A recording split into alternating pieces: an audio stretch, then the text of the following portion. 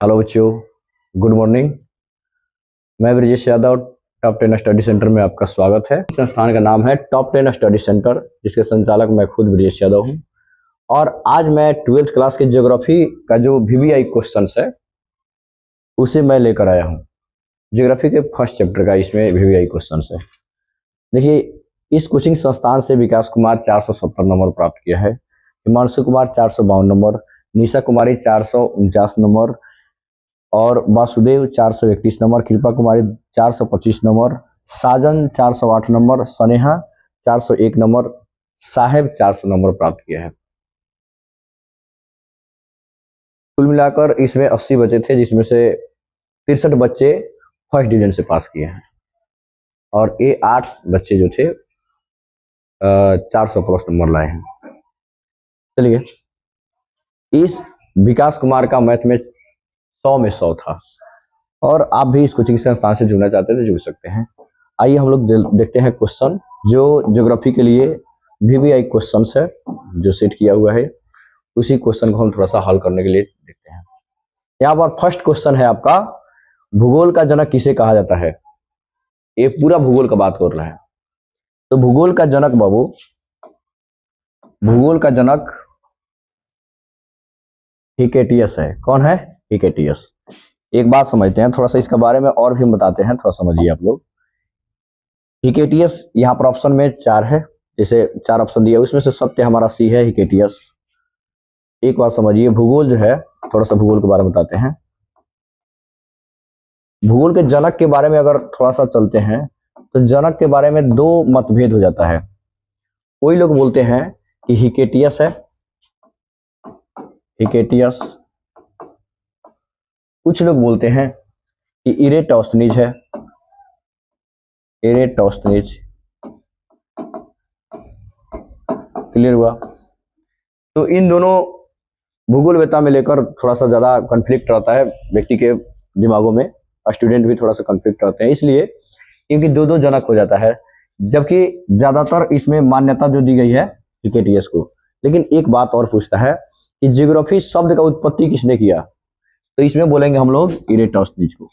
कोई डाउट? चलिए हम आगे बढ़ते हैं, इसमें थोड़ा और देखते हैं। यहाँ पर मार्टिन बेहम दिया है, एनेक्जीमेंडर दिया हुआ है, एलन सैंपल दिया हुआ है। ये मार्टिन बेहम जो है, मार्टिन बेहम ये विश्व ग्लोब के निर्माता थे, विश्व ग्लोब के निर्माता, याद रहेगा आप लोगों को। ये एनेक्जीमेंडर जो है वह विश्व मानचित्र के जनक माने जाते हैं, विश्व मानचित्र के जनक। क्लियर हुआ? और एलन सैंपल जो है वह फ्रेडरिक रेंटजेल के शिष्य हैं, जो मानव भूगोल का परिभाषा दिए थे। क्लियर हुआ? तो ये हमारा फर्स्ट क्वेश्चन था, जिसमें भूगोल का जनक आज से कोई पूछे तो आप बोलिएगा हिकेटियस और इरेटोस्थनीज। जो व्यक्ति में कॉन्फ्लिक्ट होता है, जिसमें हम ज्यादा फोकस देते हैं हिकेटियस की ओर, उन्होंने ही जस पीरियोडिस नामक किताब लिखा था और उसी पुस्तक में उनको लोकप्रिय प्राप्त हुआ और इसलिए इनको जनक माना जाता है। और इरेटोस्थनीज भूगोल जो शब्द है उनका जन्मदाता माने जाते हैं। चलिए आगे देखते हैं हम लोग। आगे देखेंगे सेकेंड क्वेश्चन, मानव भूगोल का जनक किसे कहा जाता है। मानव भूगोल का जनक किसे कहा जाता है? आपके सामने 4 ऑप्शन है, ए, बी, सी और डी, जिसमें Ellen Semple, Vidal de la Blache, Friedrich Ratzel, Griffith Taylor. याद रखिएगा, मानव भूगोल है, याद रखिए भूगोल का 2 क्षेत्र है, भूगोल का 2 क्षेत्र है, 2 भागों में बांटा गया है। एक हम लोग पढ़ते हैं भूगोल को, जैसे बांटे हम लोग 2 भागों में। एक होता है प्राकृतिक भूगोल, प्राकृतिक भूगोल, और एक होता है मानव भूगोल, मानव भूगोल। क्लियर हुआ? तो प्राकृतिक भूगोल जो हम लोग 11th क्लास में पढ़ते हैं उसमें देखते हैं। ये मानव भूगोल जो है अधिकांश 12th क्लास में ही पढ़ना ही है, 12th क्लास में। प्राकृतिक भूगोल पढ़ने का कुछ अलग ही मजा है। लेकिन देखिए, और मानव भूगोल जो होता है थोड़ा सा नीरस चीज होता है इसमें। अगर देखा जाए मानव भूगोल का जनक तो मानव भूगोल का जनक होते हैं फ्रेडरिक रेटजेल। कौन? Friedrich Ratzel. ये जर्मन भूगोलवेता थे और इन्हीं के शिष्य हुए एलन सैंपल, जिन्होंने मानव भूगोल का परिभाषा दिए थे। और फ्रेडरिक रेटजेल किताब लिखते हैं एंथ्रोपोजियोग्राफी। इनकी पुस्तक का नाम है एंथ्रोपोजियोग्राफी। याद रहेगा, फ्रेडरिक रेटजेल कौन सी पुस्तक लिखते हैं? तो एंथ्रोपोजियोग्राफी। क्लियर हुआ? तो आज से कोई पूछे आपसे कि मानव भूगोल का जनक कौन है, तो याद रखिएगा ऑप्शन नंबर सी है इसमें, फ्रेडरिक रेटजेल। Friedrich Ratzel. चलिए आगे बढ़ते हैं हम लोग।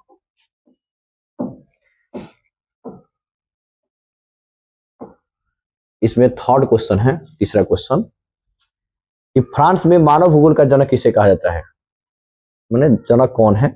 तो देखिए, फ्रांस में मानव भूगोल का जनक अगर देखा जाए तो इसमें आपको 4 ऑप्शन दिया हुआ है, ए है, बी है, सी है, डी है। इसमें से जो आपको अच्छा लगे, लेकिन अच्छा से लगने से नहीं, जानकारी के तौर पर ही आप सही टिक कर सकते हैं। देखिए, इसमें ऑप्शन जो होगा फ्रांस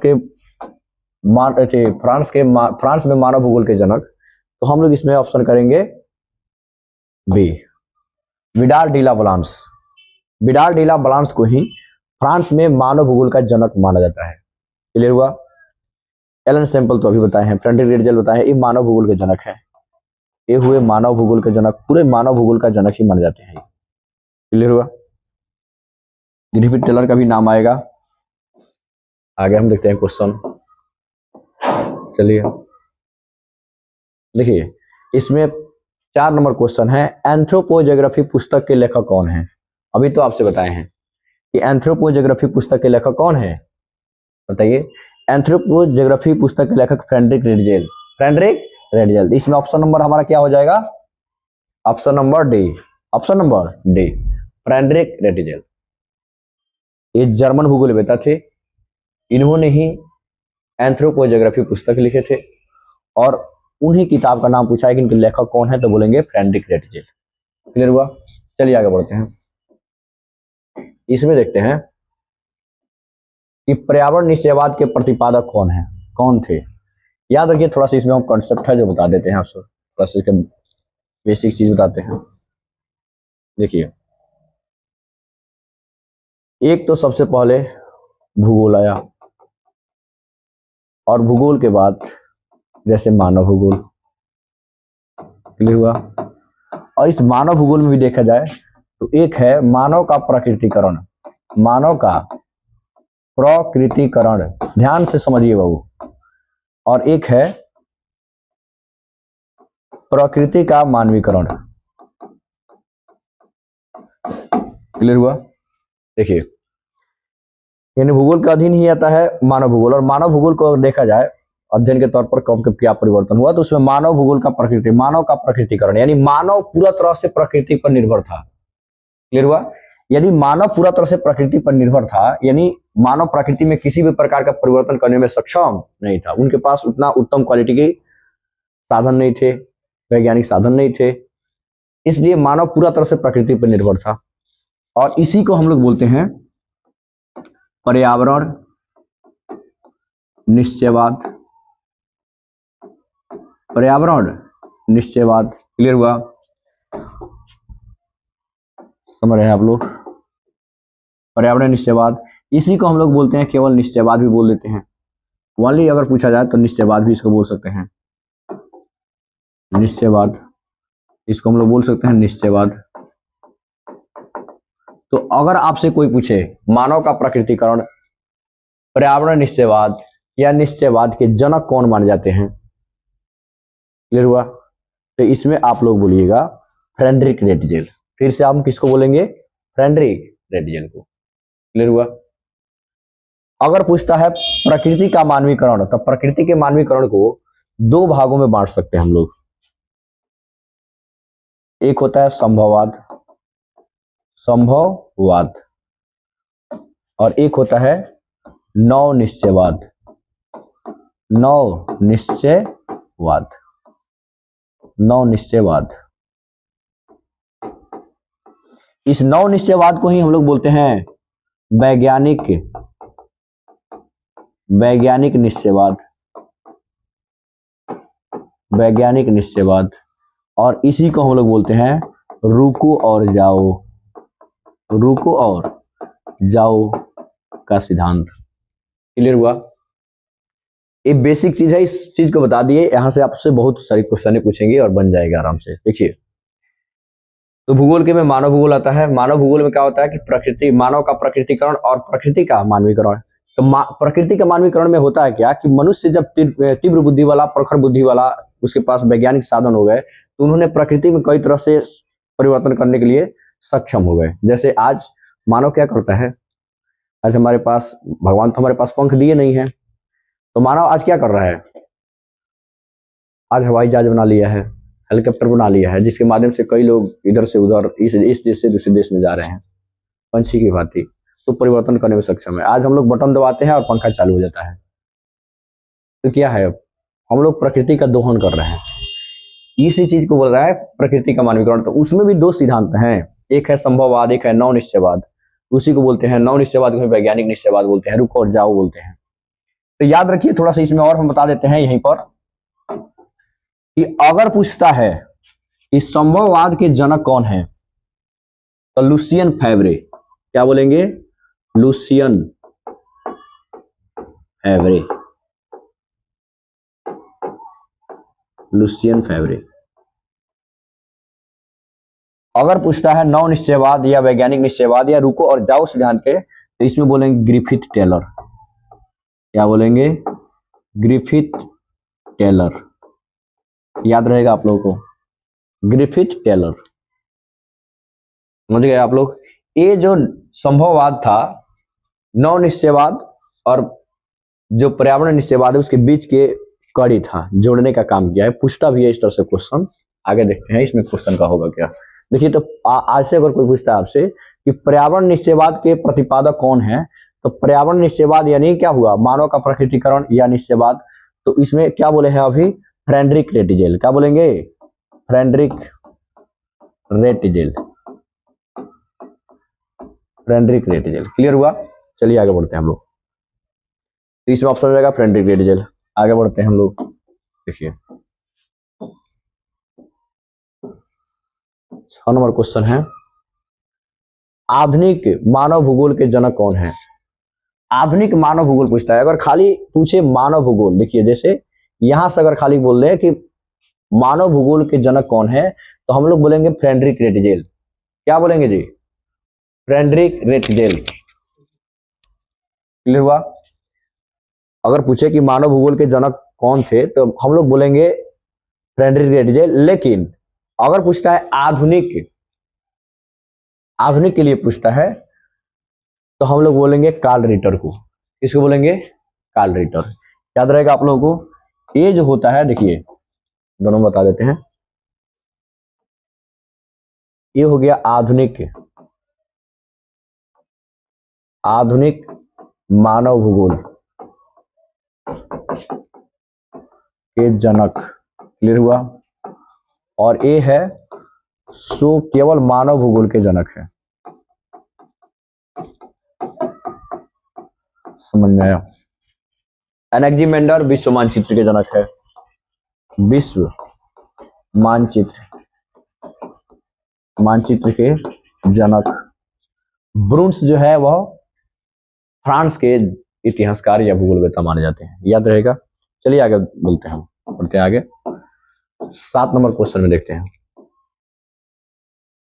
देखिए, नव निश्चयवाद के जनक किसे कहा जाता है। अभी तो बताए थे कि नव निश्चयवाद को ही बोलते हैं पर्यावरण निश्चयवाद, इसी को बोलते हैं रुको और जाओ सिद्धांत।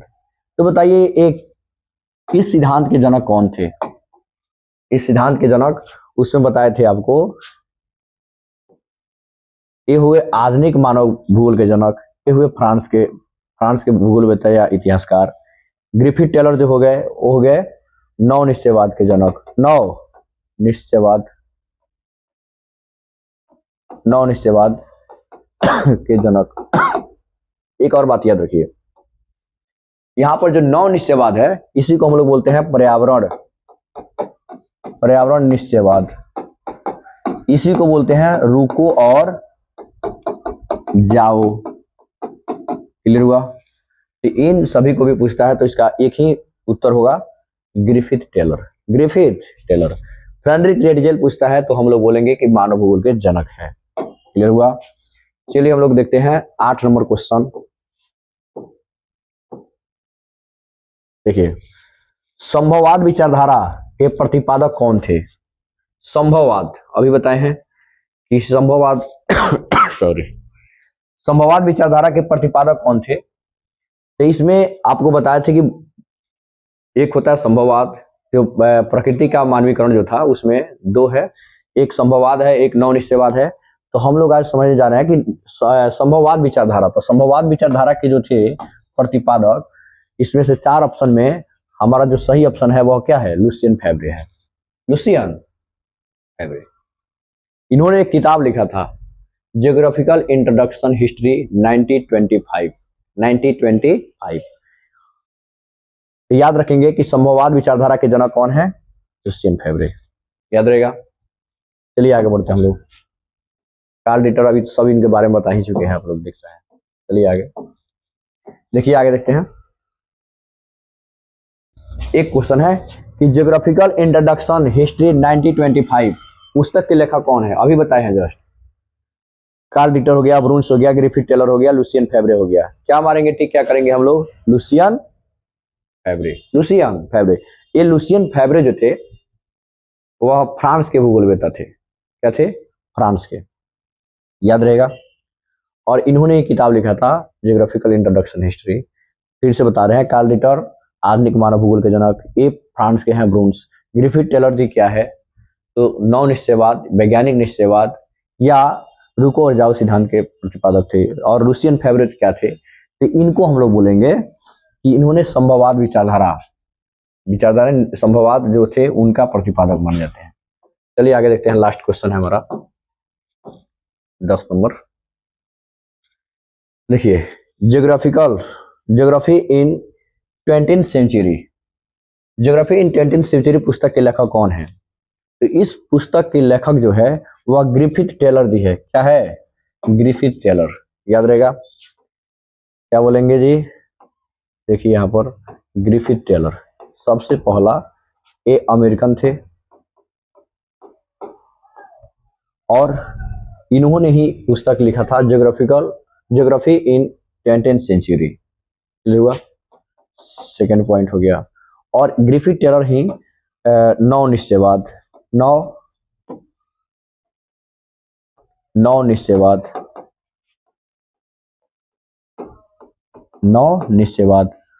वैज्ञानिक